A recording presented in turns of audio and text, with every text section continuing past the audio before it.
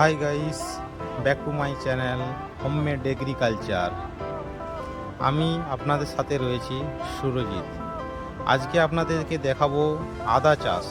আদা চাষ দুরকম সবাই দেখেছো, একটা দেখেছো মাটিতে আর একটা দেখেছো বস্তাতে।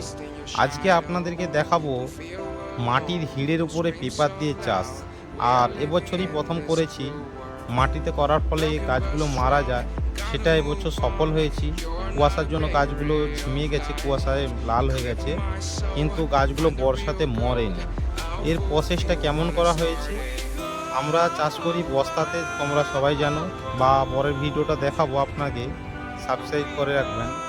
আর এটা আমরা করেছি উঁচা হিড় করে, ওর মধ্যে মার্চিং পেপার দিয়ে আদা চাষটি করা হয়েছে। এর ফলে জল ধারণ ক্ষমতা অনেকটা মাটিতে কম হয়, যার ফলে আদা কিন্তু নষ্ট হয়নি এবং সুন্দরভাবে রয়েছে। একটা গাছ মরেনি, যতগুলো লাগানো হয়েছে প্রত্যেকটা রয়েছে এবং সুন্দরভাবে সারা বছর রয়েছে। এগুলো ব্যান করার জন্য রাখা হয়েছে, এগুলো আবার পুনরায় পরের বছর লাগানো হবে। আর ব্যান করার জন্য কী কী প্রসেস আপনাকে জানাবো।